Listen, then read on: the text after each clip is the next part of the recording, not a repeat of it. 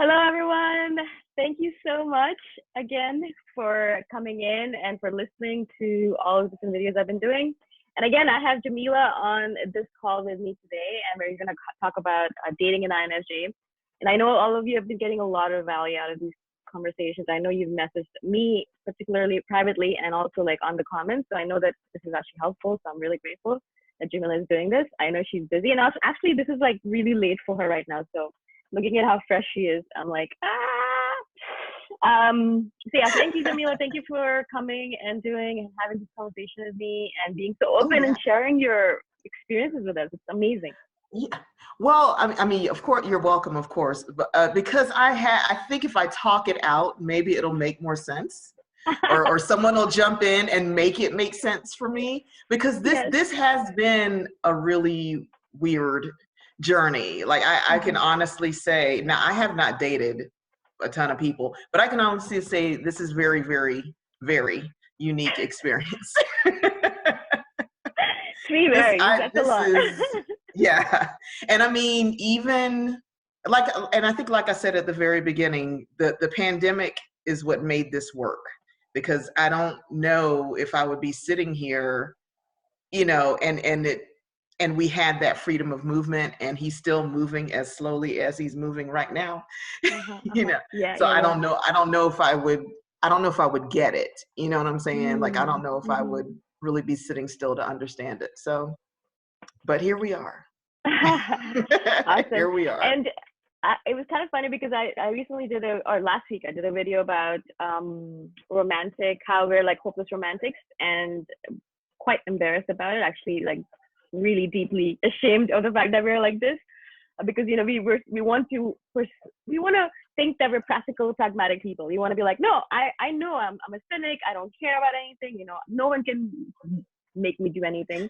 But then we fall in love with someone and we're like, oh, I want to do this for them, and I'm going to do this for them when this happens, and then this and this, and we plan all of it out in our heads, and we do it actually.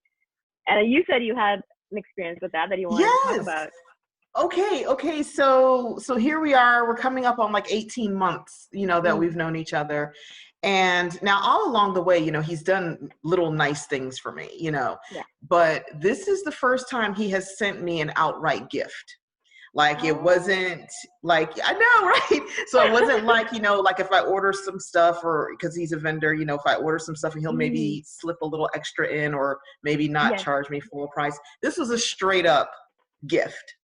And it was all this secrecy around it. And it was, like this whole, I'm like, what's going on? He's like, I'm not going to tell you. Like he was, he's like, because I was just like, are you sending me something? He's like, maybe. I'm like, okay. So like, he's really excited. He was so excited. And I mean, it's like 2 days. He can keep a secret. I will give it to him. He can keep a secret. But yeah, for 2 days, he's all like, and I think whenever he mailed it, he was tracking it. He's like, oh, it's almost in your city. Okay, it's in your city. You should be getting it on Monday. So like, he's giving me the play-by-play. He is so excited. So finally, I get it. It's like, these are one of the pairs of earrings, but like, it's like 13, 14 pairs of the most beautiful earrings, like multiple sunglasses. And they were significant because, like, I like the color purple. So a lot of them had purple tint. A lot of them had really unique designs on them, stuff that he knows that I like. So basically, it's not just like he threw junk in a box. Like, he was like really considerate. So he did all of this. So and guess where he is? In a cave somewhere underground. I don't know. He's disappeared on me. I'm like, I thought we were making progress. And I guess we are. Technically, we are making progress, but now he has seriously disappeared. Like, he reacted. I made a blind react video just to let him know how much I appreciated it. And he laughed at the video. He loved the video, and then immediately went underground. It was, I'm like, where'd he go? Because I'm just texting away and I'm not getting any response. And I'm like, wait a minute. did you die? I mean, like, what happened? And that was Monday. He resurfaced for half a second on Wednesday, said like one thing and then like went back underground. Like I have not heard from him since Wednesday, and here it's Friday evening, well, Friday night, getting ready to be Saturday. So we're in a weird space. Like I don't know what this is. Right. And I know you were kind of saying, well, maybe he's embarrassed, maybe he's, Yes. I don't know, because I remember from your video, it's like, okay, being a hopeless romantic and then like kind of denying it. So when I was saying to him, I love this stuff, I love all that you're, he's like, well, you know, I was just getting rid of some things. I'm like, no, you weren't. No, you weren't. No, you weren't. And mailing them a whole state away. No, you weren't. No. No, and then he picked the colors that you like and like the designs that you like. Of course, like he wasn't just getting rid of stuff. Of course, he was not. Come on. I'm like, come on. And I'm like, I love the stuff. I mean, what do you want? Yeah. I'm smiling. I'm happy. It's great. So.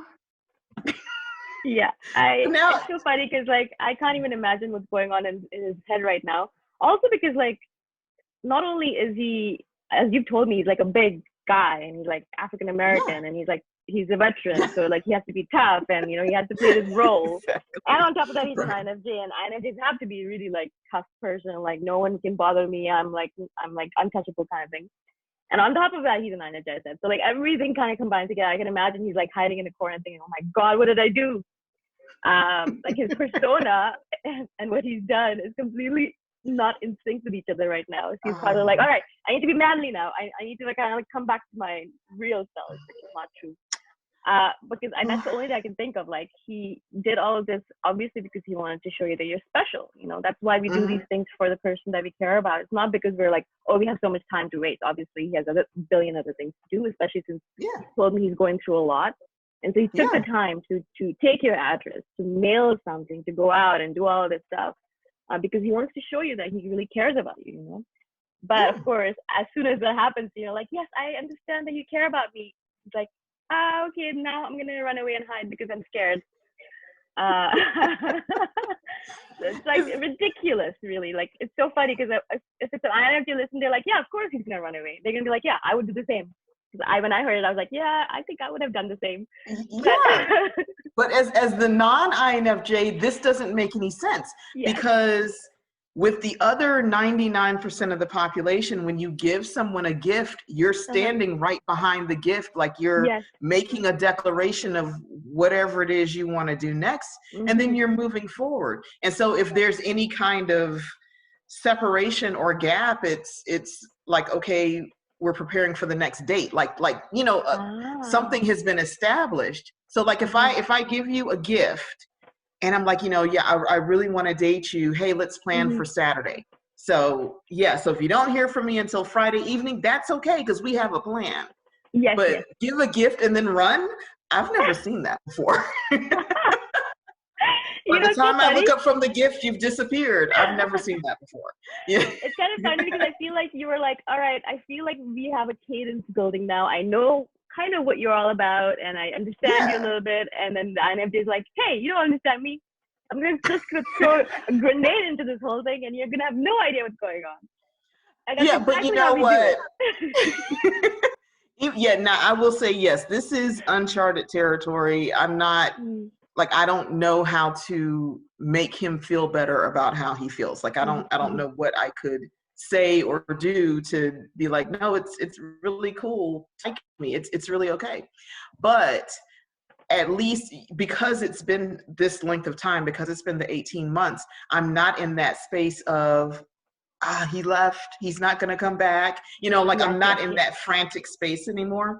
So it's like, I know he's going to come back. It's just kind of like, all right. It's like here we go again. Okay, so what does this mean? What's the next move? So now we're totally in this, because this is not the typical go underground for a couple of days and then restart a conversation. Because I can imagine he's like, what do I say? And I'm like, hello, how you doing? You know, I mean, like we're still the same people. I just have extra earrings now. We're still the same people. we still talk about the same stuff. We still make the same jokes. We're still the same people, but I don't know. But he's made himself extremely vulnerable right now to you and to this whole relationship, because in this moment in time, you know exactly how he feels. And there's a huge possibility in our minds that you could hurt him using that information. Yeah. Not that you ever would. Of course you wouldn't. Like, I Right. know the kind of person you are. And he knows the person you are as well. So he's not, that's why he messaged you briefly on Wednesday. But really, in our minds, in our hearts, especially because you've told me he's been hurt many times by women before. Especially, I'm sure he's done things like this for them, and like perhaps they didn't, you know, I don't know what happened in the past for him. But like, I can imagine.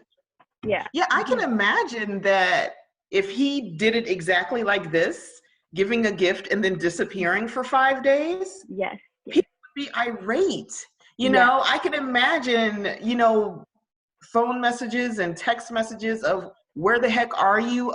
So, you know, so you're just going to run away, you know, like, you know, all these accusations, and then people get angry or fed up and they're like, you know what, you know, forget you, you know, and when for him, he was, you know, finally at that stage of getting ready to turn a corner, whatever corner he's getting ready to turn.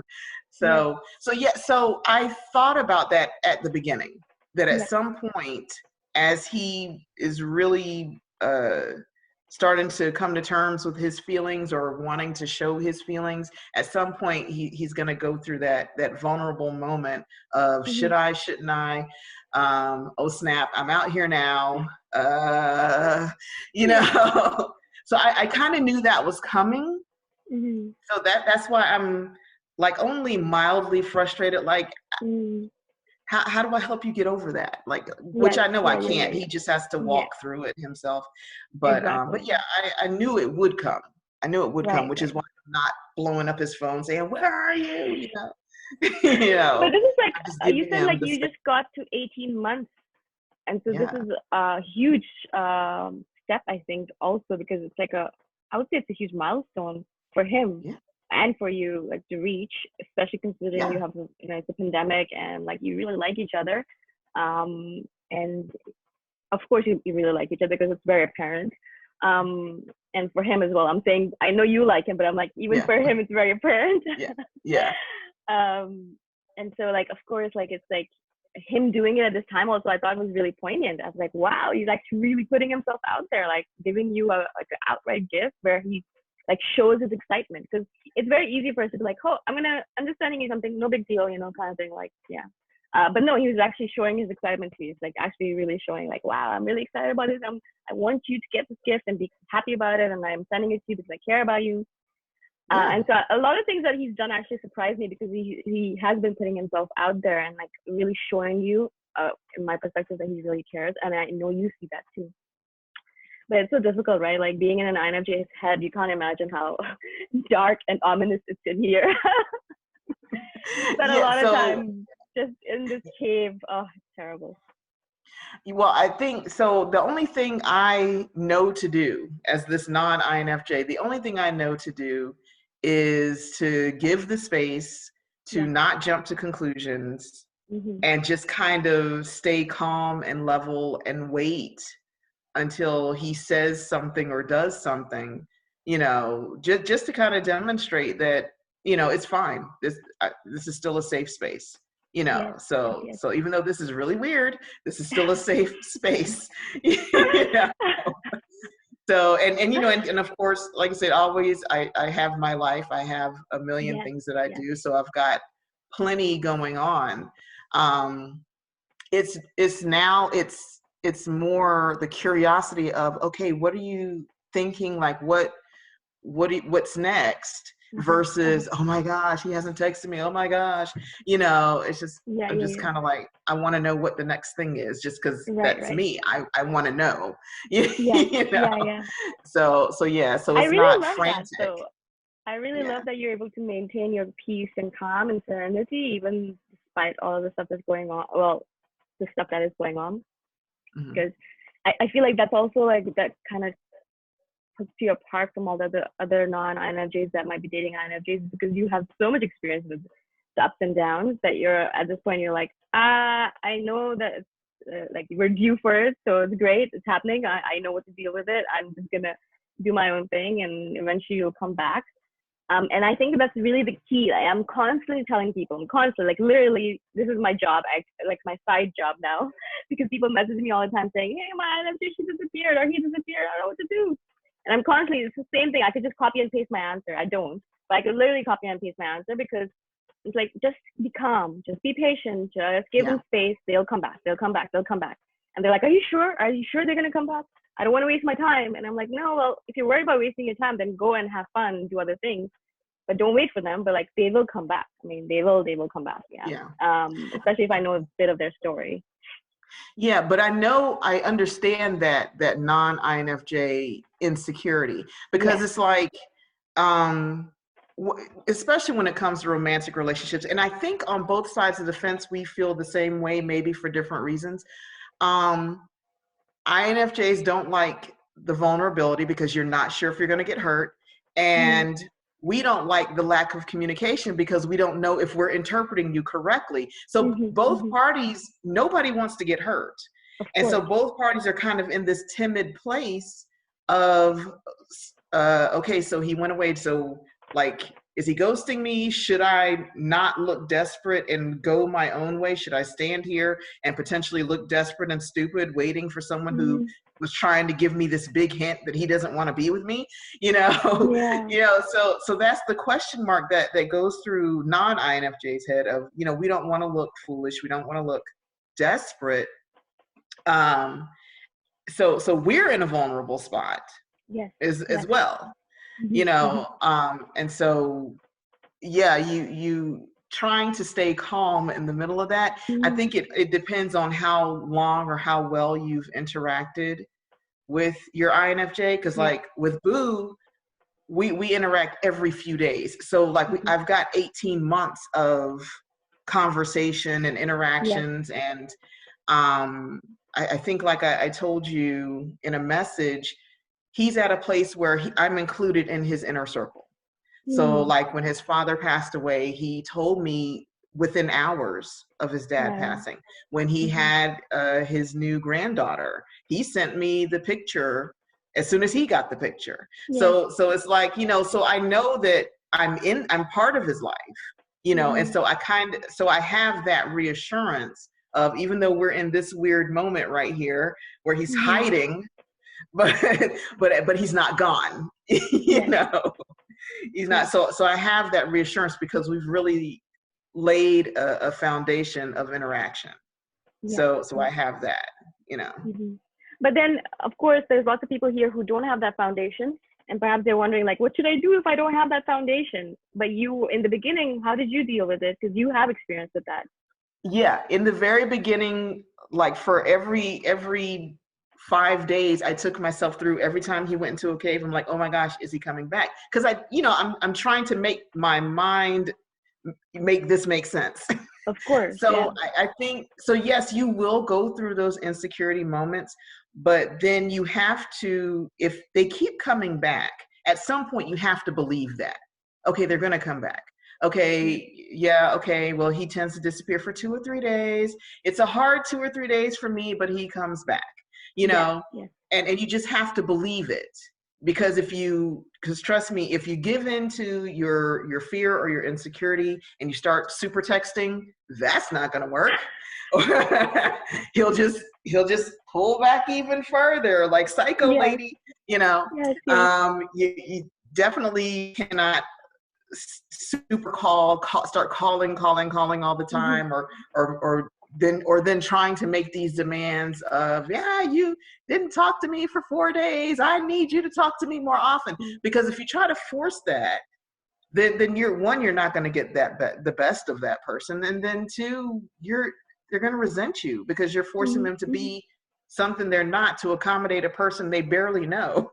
You know, they haven't even decided if they want to even interact with you regularly, and now you're coming off all psychotic. So I mean, I'm just saying. So at the beginning, you really have to kind of sit and process internally, like not lash out or not jump out and like demand an answer, but just really try to observe the process. Just try to observe the process as much as possible. It is hard. It's very hard. And I can see why people give up after a few weeks, because it is very erratic. It's jarring. It's difficult because no one else acts like this. Nobody else acts like this. So you don't have anything to go on. You don't have any other experience to go on, with someone acting like, and you feel stupid, but just write it out. Try to kind of get the rhythm of things, and it'll make sense, because yeah. Sorry, go on. Oh no, I was going to say, because the one who doesn't want to come back, they just don't come back. Like True. The first INFJ that I was interacting with, when he decided to door slam me, I mean, there was nothing I could say or do. He did not respond to me anymore. Text messages, phone calls, audio messages, absolutely no response. So it was up to me to catch the hint and be like, okay, he's not going to respond. So it's not even a cat and mouse game with INFJs. It's if they're not going to talk to you anymore, they stop on their side, no matter what you do. It's over. It's done. Yeah. So there's no miscommunication there. I think you constantly, and I also constantly think about the person who said that they are dating or married to a person for 13 years or something like that, and they still don't know if the non-INFJ doesn't know if the INFJ likes them or not. And like, it's kind of funny, but kind of sad, because you're like, oh my gosh, like, am I gonna live with this insecurity for the rest of my life? But I think it is kind of how you take it, right? It's kind of like when I, and I'm sure you have something to say about it, but I look at it as like, these people think that it's worth it to be with this INFJ, just like you think that all of this stuff that you're doing for this boo of yours is definitely worth it, right? I mean, that's how you're going by all this. Yes. I think so when I told you that I could empathize with that guy who's been married for 13 years and he's still not quite sure, it's the question mark. It's because you guys don't verbalize anything. Everything with you guys is nonverbal. Like everything with an INFJ is action oriented. Like he has not said, I like you, X, Y, and Z. He sends a gift. He does these nice things. You know what I'm saying? He's constantly available, or he shares information and personal experiences with me. So everything is kind of this nonverbal confirmation, but it's never the statement. It's never the I like you, I love you, or whatever. And so what it feels like to not have the verbal part, where everything else in our world is verbal.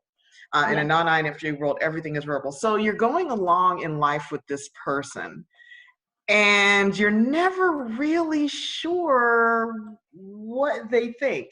It's because it's, like I said, it's like I'm not fluent in this language. And it's a second language to me. And even if I do get to a good place of being conversational, I'm not a native.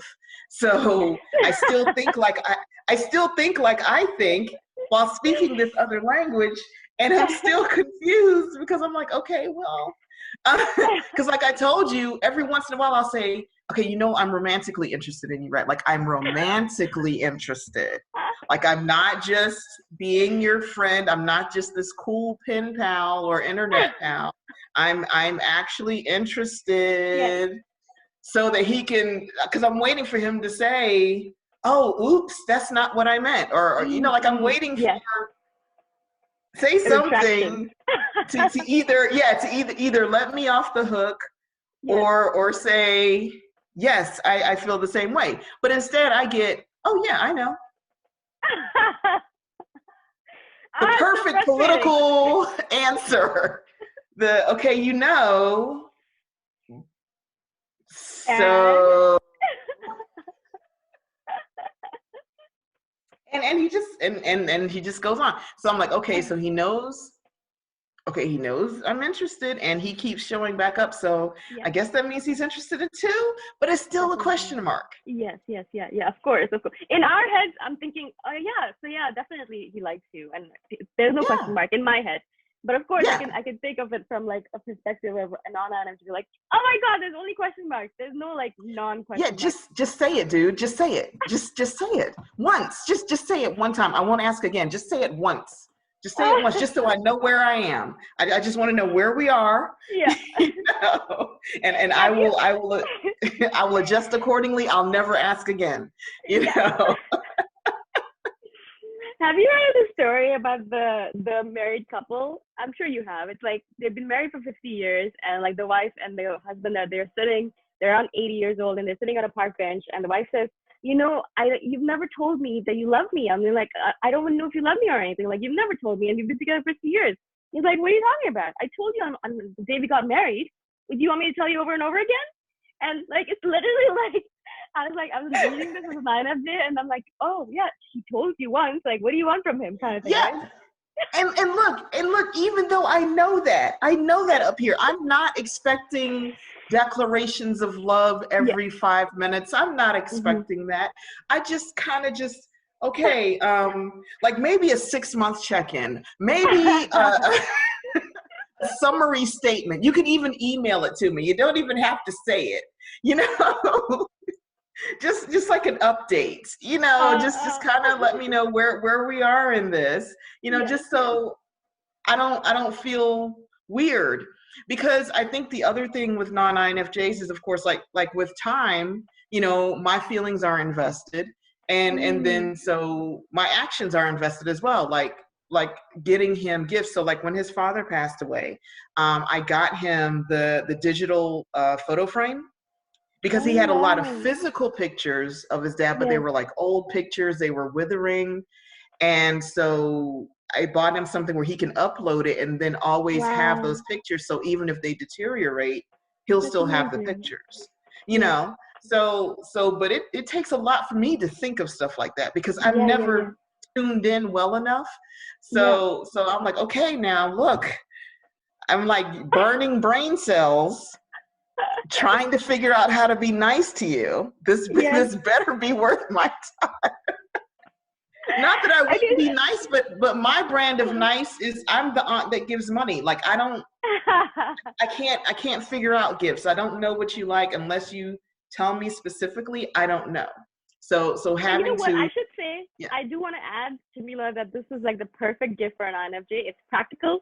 It's something that we can use for a long time to come. And it's something yeah, that's like very nostalgic because like we can share our things that we love about the past without wasting too much space. It's minimalist. yeah, Like it's like literally the perfect gift for an INFJ. So I'm sure you put a lot of thought into it, and like literally you did a very good job because I am sure he's gonna treasure it forever and ever. I love this kind of stuff, you know, things yeah, that like this. But also, yeah, I do agree with you. Like it's like you've invested a lot of time and effort into this, and you're like, well, I don't know what's going on. Is it worth it? Where am I? What am I doing with it? It makes absolute sense. Yeah, it makes absolute. yeah. By the way, what is your love language? Because I know for INFJs it's quality time, um, I and think action it's mine oriented. is, So yeah, I think mine is quality time and acts of service. Because I I'm see. definitely, yeah, I don't think I'm words of affirmation. I'm pretty sure I'm not. Right. Yeah. Yeah. Yeah. Just because that was, even growing up, that really the only way I could really interact with people is if I was doing something for them. Yeah. You know, Mm-hmm. that was easier for me than trying to have a direct conversation. So, Right. so yeah. Because I would say that my parents, I mean, I'm not in a relationship right now, but my parents as well, they're always confused by whether I like them or not. They're always like, do you even like us? And I'm like, but how can you think that? I mean, I love you. Like, you're my parent. I mean, I really love you. I'm very close to my family.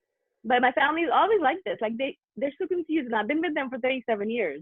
So you can imagine, like 37 years, I'm doing acts of service all the time. I'm like doing little things for them. I'll be sending them messages, or I'll send them links or pictures or images. And I'm always like thinking of them, and they're always in my heart. Yeah. But I never say it out loud, you know, I love you kind of thing, because it's just not me. I mean, it's very difficult. And so for them, even they're confused. And like, this is a 37-year relationship. So I can imagine that an 18-month relationship, like, it must be like still very confusing because you're like, I've never heard you say these words and I really just want to hear them, you know? Yeah. And I think also because, and this is not to minimize how INFJs feel, but you guys find the small things very, very important, right? Yes. So the other 99% of us, we kind of toss away the small things.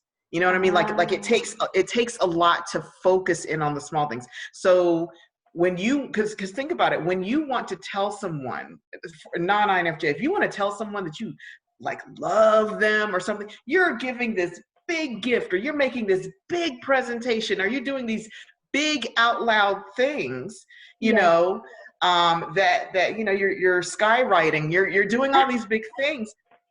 So the idea of sending a meme or you know, sending funny messages or sharing personal information, you know, the stuff that INFJs value, for us, this is every day.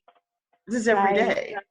Right. You know, like I get information from people every day on whatever's personal to them. So it's, I think that non-INFJs just don't have that same level of value for the little things.